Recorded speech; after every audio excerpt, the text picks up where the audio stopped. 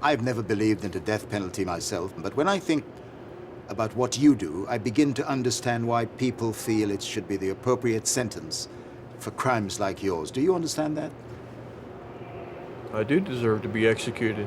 Bottom line, I ain't gonna candy coat it. I deserve to be executed.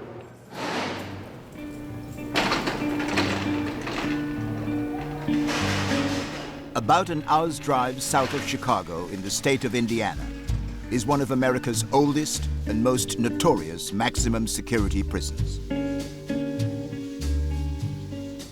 The majority of the 1,900 inmates here are serving long sentences for unspeakable crimes. And when I came at you, I wasn't just going to stick you an inch. I was going to run something all the way through you. Camera crew on 200. 12 are due to be executed on the orders of the state. Hi. For 2 weeks, I was given privileged access to this dark and forbidding world. Stealing cookies as a 7-year-old boy in school, turned into a 20-year-old killing a cop, landing himself on death row. It went from stealing cookies to shooting a cop. Welcome to Indiana's state prison.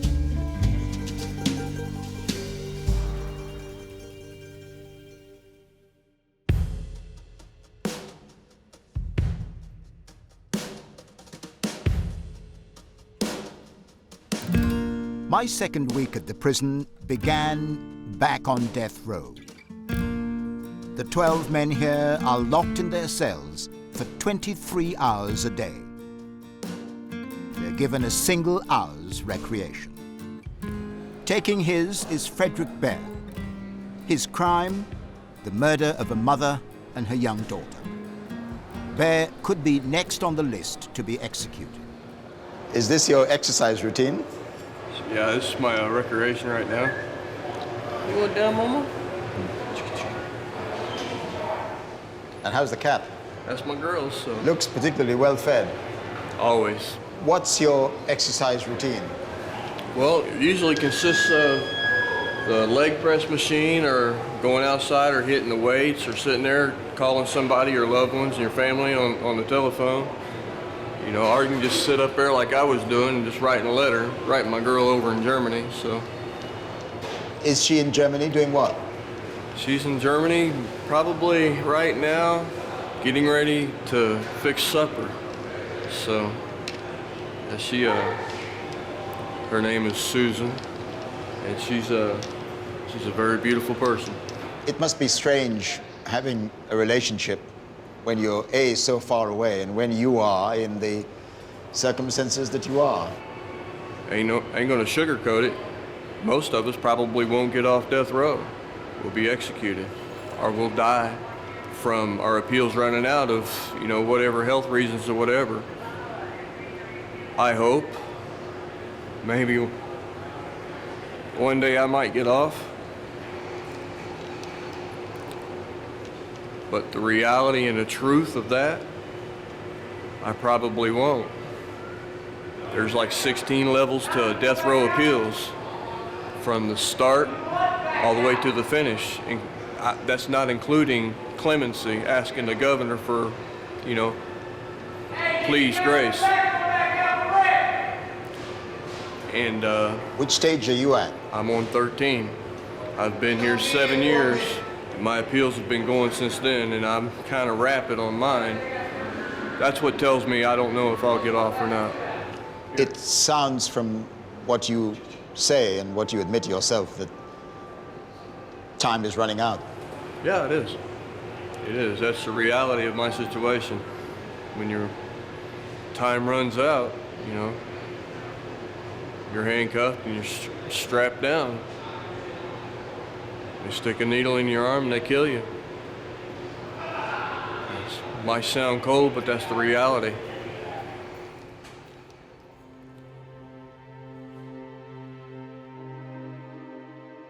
The last man to be given a lethal injection at Indiana State Prison was Matthew Eric Wrinkles.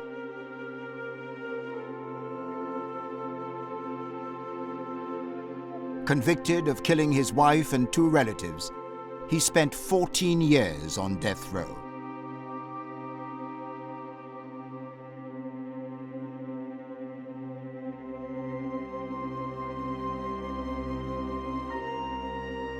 On the night of December the 11th, 2009, Wrinkles was put to death in this building.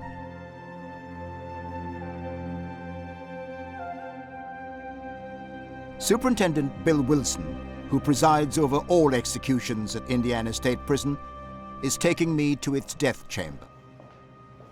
So these are the steps which an inmate who's about to be executed would take into this area. Correct. There's a process or a time frame in which we do everything. But yes, approximately between 4 and 5, the night of the execution, we would bring the offender over here, and he would be housed in a holding cell until the time of the execution.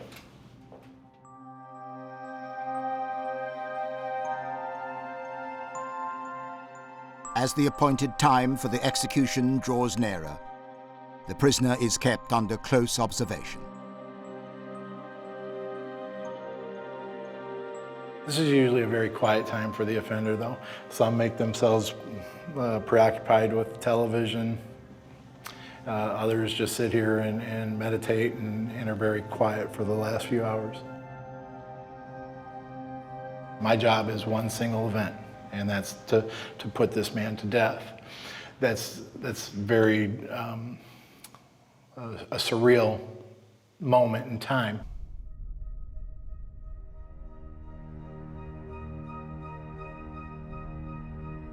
Overnight, the state has executed an Indiana man convicted of killing his wife and 2 of her relatives. Matthew Wrinkles died by lethal injection just after 1 this morning. A jury convicted him of killing his wife, her brother, and sister-in-law inside their Evansville home back in 1994. Police say he wore camouflage and face paint when he broke into the home and shot them. About a half dozen people stood outside the Indiana State Prison in Michigan City last night protesting this execution. He did not try to appeal or ask for clemency.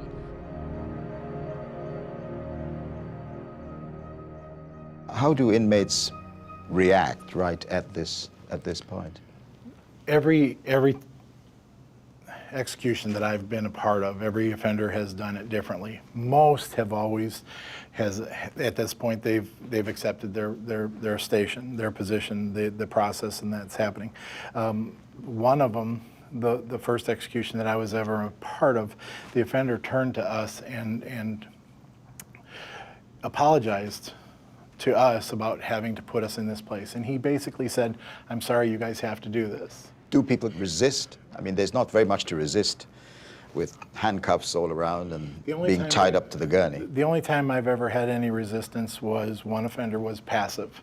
He didn't actually participate in movement. He didn't participate in getting on the bed.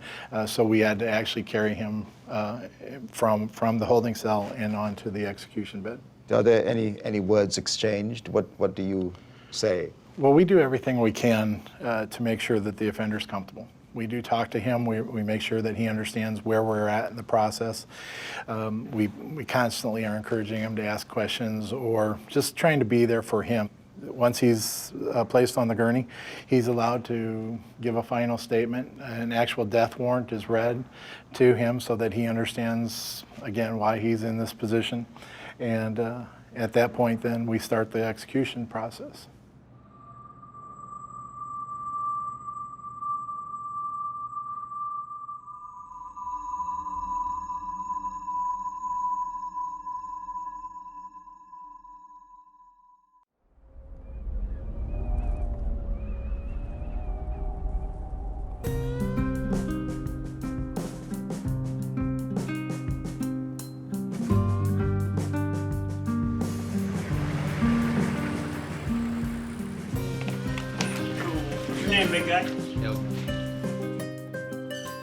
Every week, on average, 9 new prisoners arrive at Indiana State Prison.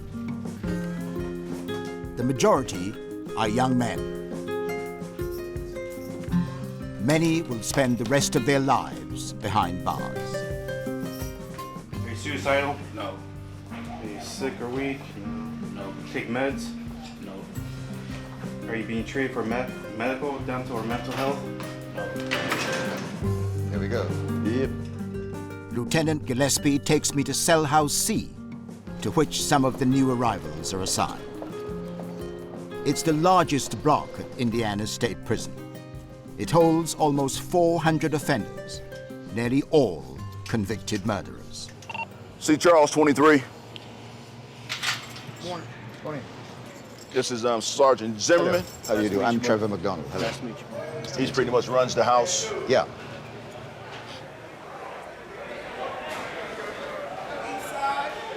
It's just after lunch, and the inmates are returning to their cells.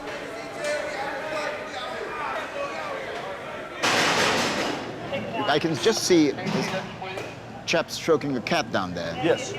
How did he come by that cat? Well, we have a program, a PAT program here at Indiana State Prison that, based on conduct history and each offender can put a request in. And they come by it as a privilege? Yes, oh, definitely a privilege. Oh, yeah, it's not a right, definitely a privilege. And so the thing is, what it does, it gives them a sense of responsibility, help medicate that, so to speak, you know, that temperament, that stress that they may have throughout the day of not being able to talk to their loved ones or family members. So the cat replaces that which they don't have or lost on the outside. What's up, Big G? Oh, they're interested in your cat. Hello. Yeah. How you doing? I'm Trevor McDonald. Hello, nice to meet you. Anna Slater? Yeah. So you've named him Roscoe. Yeah, it's a she. Oh, she. What actually I'm sorry. happened- Forgive me. I kind of put an order in for her, right? Yeah. When you get put on the list for a cat, you ask they ask you what kind of cat you want, a male or female. I expected a male because I put in for a male cat. So I had bought all this stuff and got it all ready, even named it because I knew what I wanted to name him. And then about a month later, I realized it wasn't a boy. I couldn't change her name then. So that's So what she's... Rascal it was and Rascal it is. Rascal it was and Rascal it is. And you think it's changed the way you look at your time here? Well, it helps me get through my time. You know, like I said, if I have bad days or you just don't think you can take anymore, come home and she starts meowing and you know, she's like my kid. I've raised her since she was a little bitty kitten. And I love her like she's my kid, you know. You use the word home. Well, this has been home for the last 24 years, so really, I've been here over half my life, so I'll be 45 in August. Been here since I was 20. And how long do you expect to be here? Well, right now, I get out in November 2040. 2040. Yeah, 2040. So That's a long time. a real long time. I'll be 72 years old. From 20 to 72 is a long time. The worst part is losing the family that you love, all your loved ones. And everybody that ever loved me, that never turned her back on me, those are the ones that are gone now. My mom died just a few years ago, and that was probably the worst thing that ever happened to me in my life. The pain of that memory must haunt you. It crushes me every day. I keep a photo of her up on my wall, and she's the first thing I see when I wake up in the morning. May we have a look at it? Yes, you can. Thank you. You're welcome.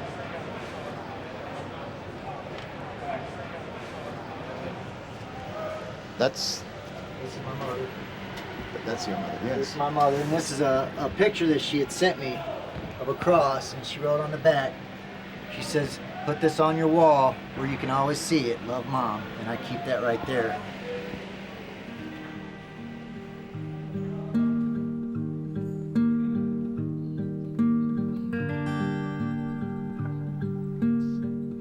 Dennis Lear will spend more than 50 years in this prison. That's par for the course for most men here. Coming to terms with that seems almost impossible.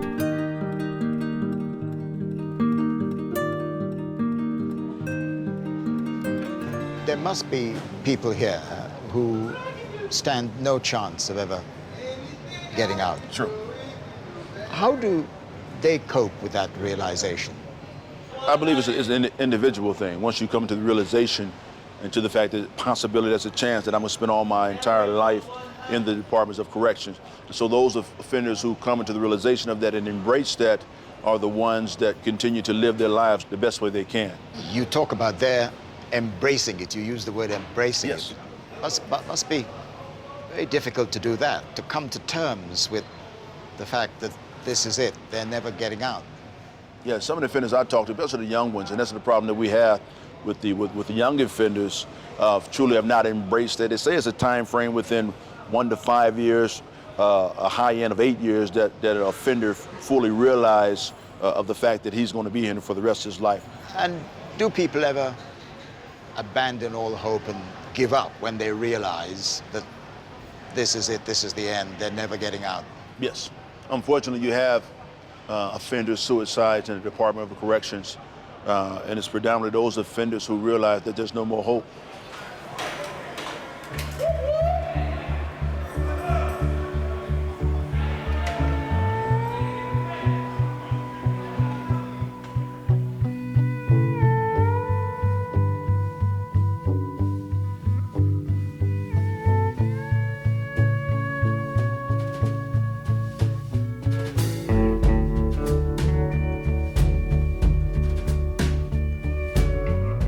The closest any prisoner comes to life on the outside is the prison barbershop.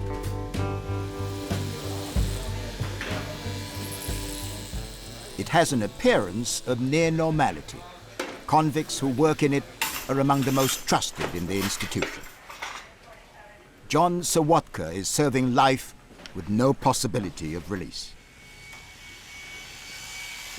Lieutenant Boyne, how long have you been coming here for your haircut? To John, I've been coming for about 7 years.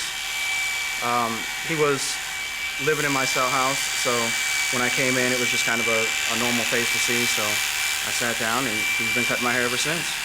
John, is he a fussy person to have his hair cut or not? No, sir, he's not. The lieutenant is an ex-Marine, so he likes it high and tight.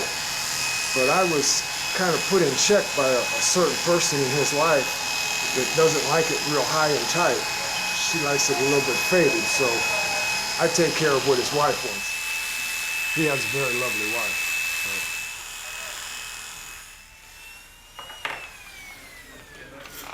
Take care of it. You're welcome. Be careful. For 6 days a week, the barbershop is John Sawatka's world. It's his escape. At the end of his working day, the mundane reality of prison life is Dormitory F. And here we are. Yes, this is where I live. This is F dorm. Yes. Yes. Yeah, F dorm. They have your different weight machines and stuff like that. This is the west side. The west side. Yes, sir. Yes. This is my cube. And here we are. West 51. John, this is a privileged, relatively privileged part of this institution. Oh, yes, sir. But how do you find the fact that you have no privacy? I mean, you're living cheek by jowl here with everybody else. Oh, no, there's plenty of privacy. You have this wall here, and this wall here. That's plenty of privacy. But that's all you have? Yes, sir. That's enough. Yeah. I mean, when you realize that that man, whatever he does, or that man or anybody else, has nothing to do with me, and I don't want to have anything to do with them. So this is my cell, this is my cube, this is my life. And that's all I need. And what kind of trouble did you get into? I just happened to commit this one murder. That's it. That's the only time I've been in trouble. I got busted for marijuana one time, but that was it. And that was a slap on the wrist. That was a misdemeanor, and that was it. And then after that, I committed this murder, and I took the lives of 2 innocent people. That's all there is to it. I'm guilty. What were the circumstances, John, in which you took the lives of 2 innocent people? There was a gentleman that I grew up with, and he knew another guy. Well, being that I was a dope fiend, this man presented pictures of my mother, my father, and my brother. My mother in the yard with her chihuahuas, my father coming out of the ice machine, and my brother getting out of his car in our driveway. And he said, as easy as it is to take these pictures of your family, that's how easy it is to kill. I can kill these people. And that was my family. And I lost it. I don't know where I went, but I lost it. And he says, this is what I want done, and I took the lives of 2 people. When he said to you, this is what I want done, what did that mean? To take the lives of these 2 people, because he was trying to take over the tickets, the lottery tickets within Gary. And I didn't know any better. And when I thought he was a big-time hoodlum. And I was scared. I was scared more for my family than I was my life. I take your point about being, worried about the lives of your own family, but you could have reported him to the police. I know, the thought never came to my mind. The thought never came to my mind. I don't know why. I don't know why. So, John, what was the arrangement about taking the lives of 2 innocent people? What inducements did he offer? Did he offer to pay you? Yes, there was a pay, but it was minimal. I can't remember if it was $700 or $800. It was no money whatsoever. But I was just satisfied that nothing was going to happen to my family. That was the main thing. You were offered money. Yes. To kill. Yes. Yes, sir. Now, there's no excuse. Yes. I mean, it's what you did is what might be termed horrendous. A contract killing. I mean, you were paid to do it. Yes, sir. And I took the lives of 2 innocent people. Did you know these innocent people? No, sir. No, sir. And how did you kill them? They were stabbed to death. Wow. $700. Yes, sir.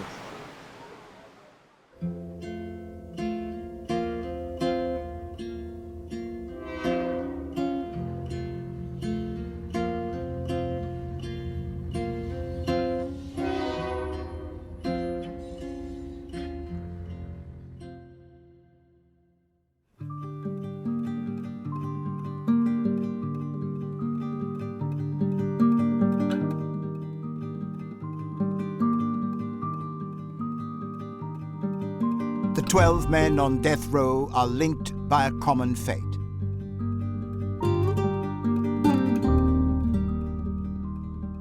One day, they'll formally be told precisely when their lives will end.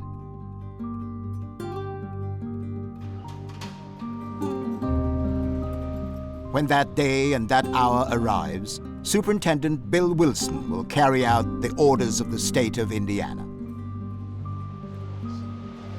Mr. McDonald, this is Mr. Allen. How you doing, Mr. Allen? Yeah, I'm glad this weather changed. Glad the weather changed? Yeah. Miss Holmes, you doing all right? Yes. All right.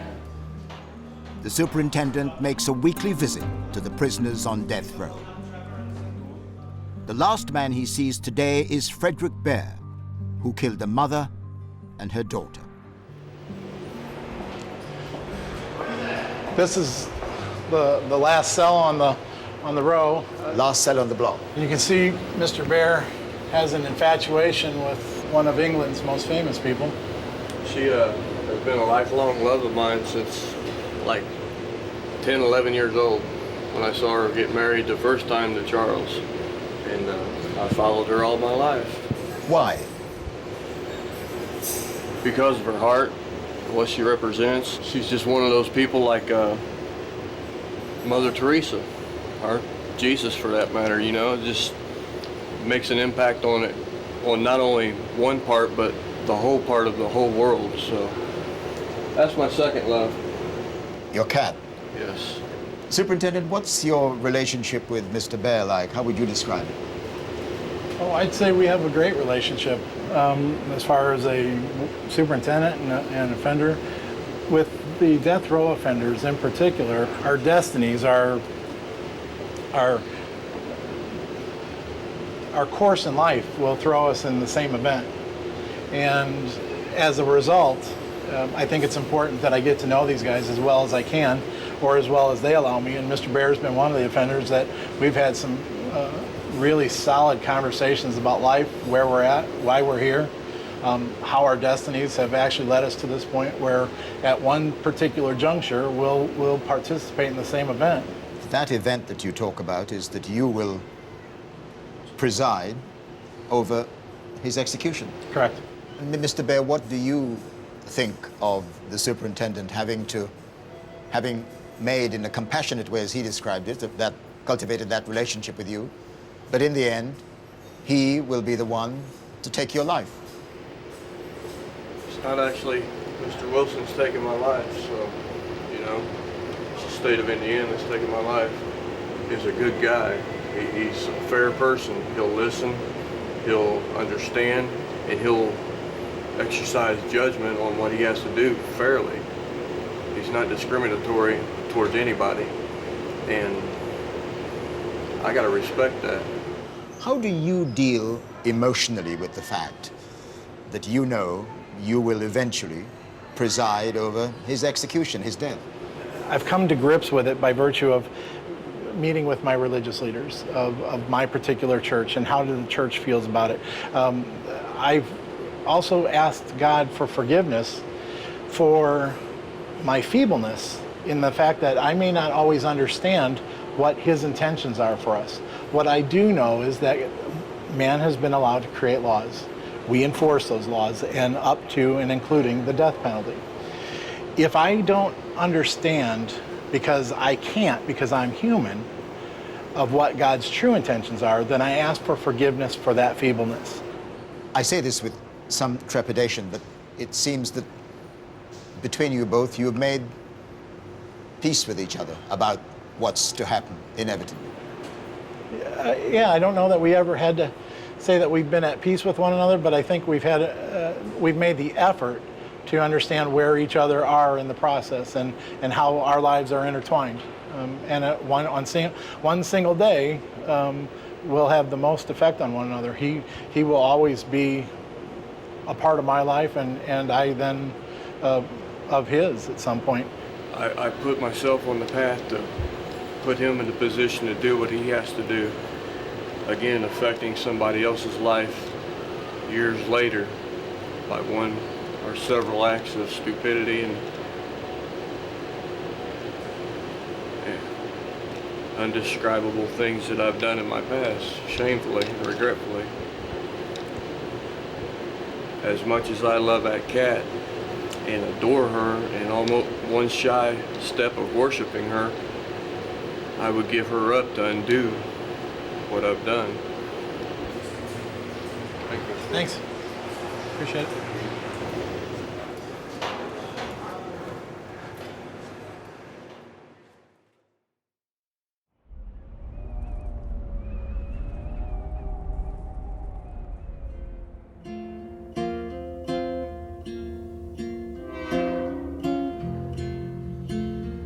I'd now spent almost 2 weeks at Indiana State Prison.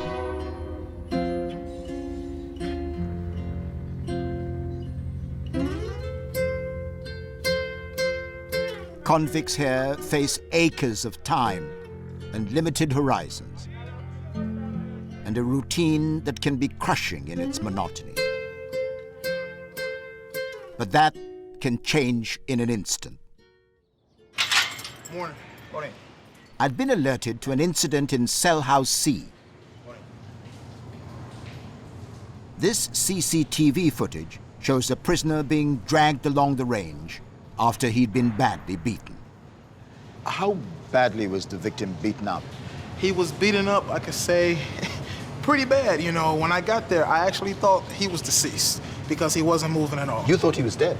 Pretty much, yes, because I had to get his door open. His door was already unlocked because he's a fireman. You know, firemen are out during the day. He was out, and his door was closed at the time. I had to get his padlock off because he was locked. Get in there. I touched him to move him, and he finally showed me that he was responsive. And one thing about it, his light was out.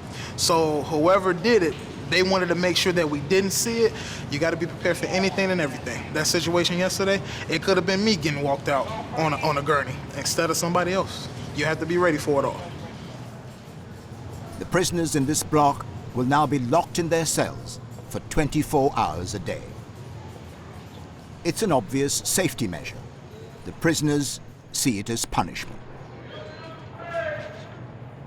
I went to see how Dennis Lair, who I had met earlier, was coping. Hey, Dennis, how are you? Good, how are you?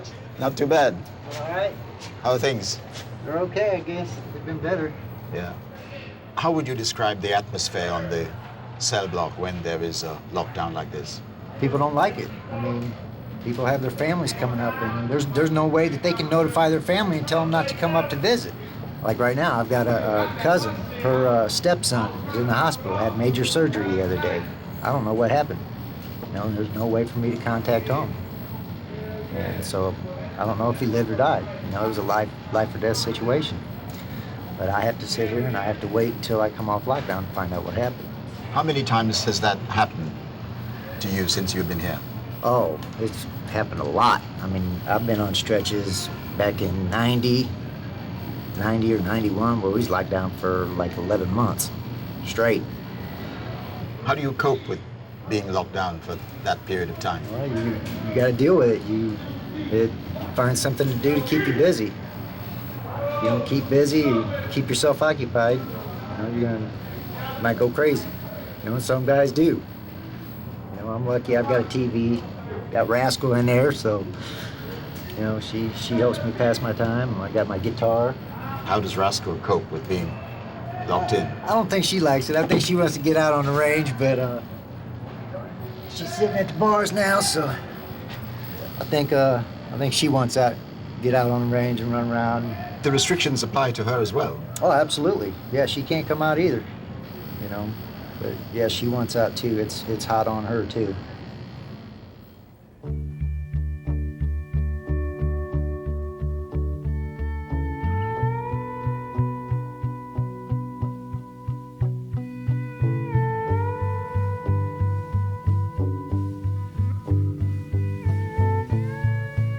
My time at this prison was coming to an end.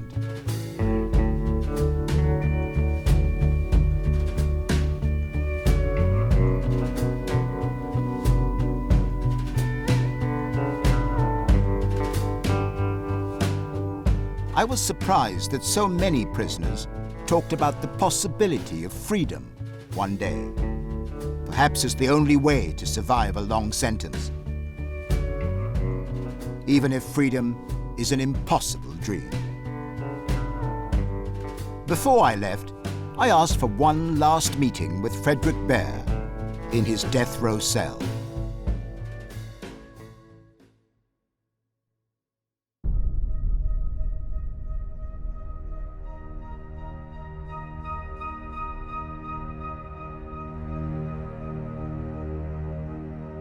I made a final visit to death row.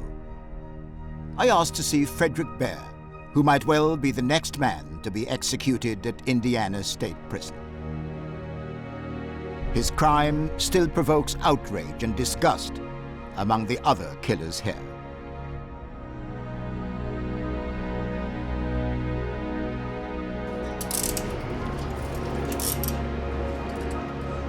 Love, 206.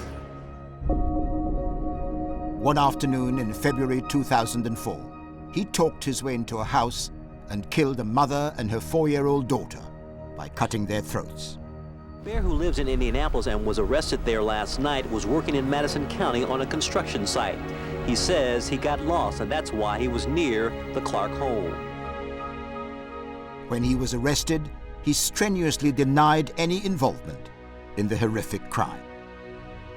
I'm not a violent person. I cry when a freaking butterfly gets hit on the windshield. That's how soft and sentimental I am, because I love life. Why would I want to destroy life? I was driving up and down that road like the witnesses said and everything. Yeah, that was me. I was driving up and down the road. I was aggravated. I was high. I'm not going to lie. But am I a cold, sadistic murderer where I can cut a little girl's throat? A 5-year-old girl's throat? No. I love kids. But that was 8 years ago.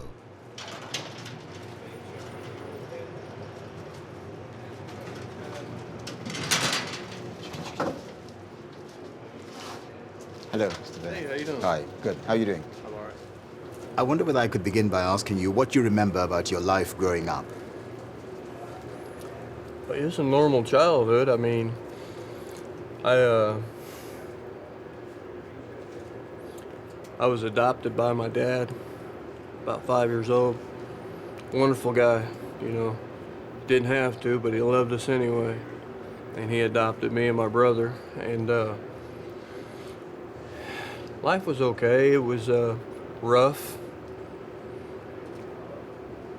Didn't know as life went on that a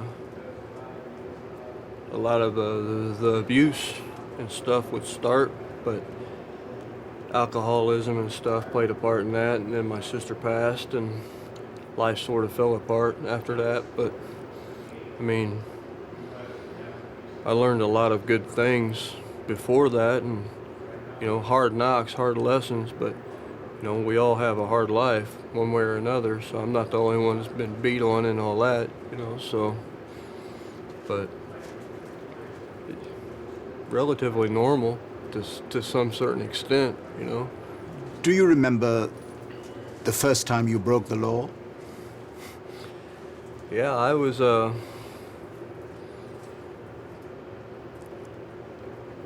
I've been a thief all my life. That's all I've been. That's all I've ever been. I'm not proud of that fact, but that's all it is. You know, I'm not going to sugarcoat it for you. I'm a thief. I've always been a thief. I started stealing Matchbox cars when I was in kindergarten, and then it graduated, you know, stealing cars, Matchbox cars from the store, shoplifting and stuff, and I graduated from that to stealing money, you know, then just stealing all my life. When you look back, what is it you would say that set you on the road to crime, stealing and drugs and so on?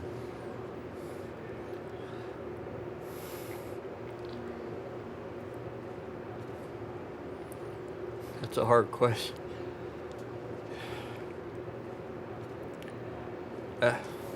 After my sister passed away, life sort of fell apart, and I kind of gave up. She was like a big figure in my life.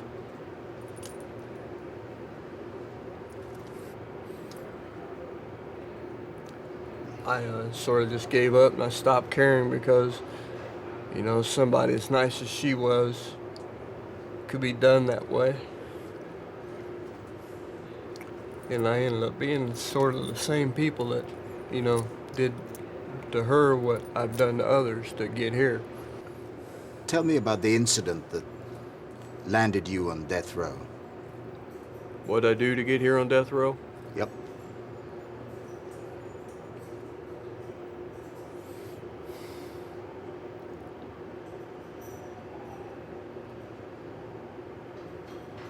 I broke in a house. I walked up and under the ruse of being lost, I walked in and I knocked on the door, asked to use the phone. If somebody, you know, if nobody answered the door, then I would break in the house. Nobody was home. So I knocked on the door and a little kid answered the door. And so my first thought was, could I use your phone? You know, throw it off.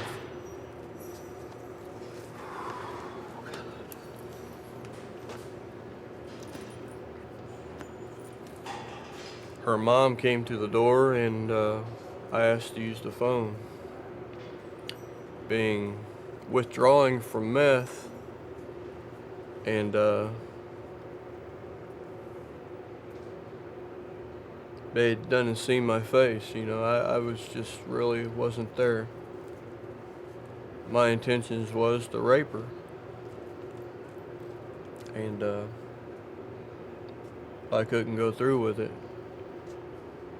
But I'd already gone too far, and to back out now, I know where I was headed. I was headed back to prison, and I guess I just thought that if I killed them,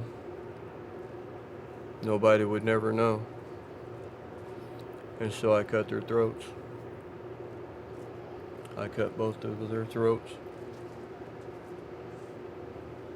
Help me to understand that. You went in with intention of raping the mother, but you ended up killing both of them. including slitting the throat of a... Was she 4 years of age? 3, 4 years of age? Sounds like you already know more than what I have to tell you. Yes, she was 4 years old. The mother was 24 years old. Mother's name was Corey, and the daughter's name was Jenna.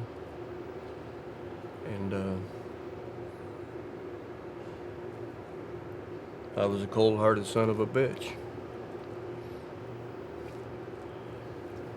You remember their names? Yeah, through my paperwork. I didn't know them then, but I know them now through my paperwork. I know everything about them. Not everything about them. I on my calendar, in my date book, I've got their on my calendar marked for their birthdays. Their birthdays? Yeah. I mean, they're a part of my life, and I'm a part of theirs, whether they like it or not. They didn't want me in their life. I intruded in their life. Yes, well, you're not a part of their lives because they have gone on.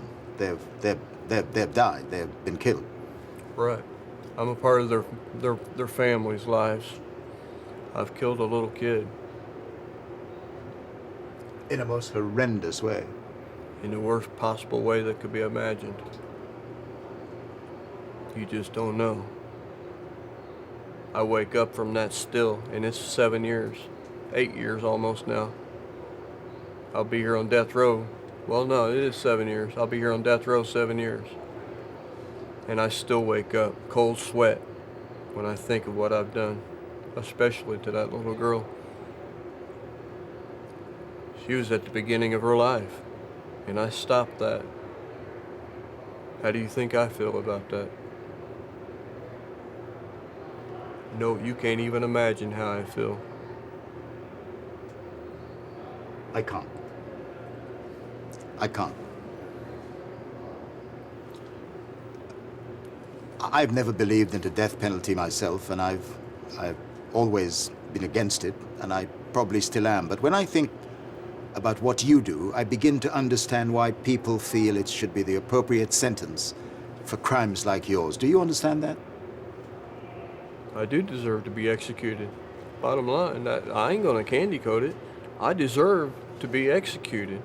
By the laws governing this state of Indiana, I deserve to be executed over there. And the death penalty was put in place for people who did what I've done. What you did. Right. I mean, there's no way around it. If a person does what I've done, they should be executed, bottom line. That's according to the laws of the state of Indiana.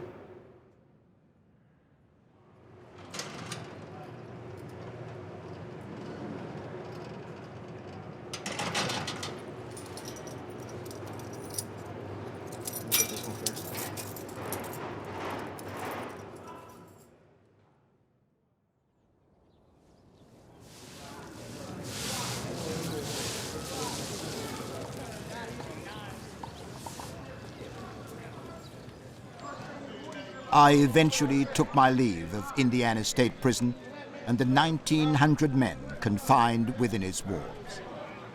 But the memory of what I saw and heard here will stay with me for the rest of my life.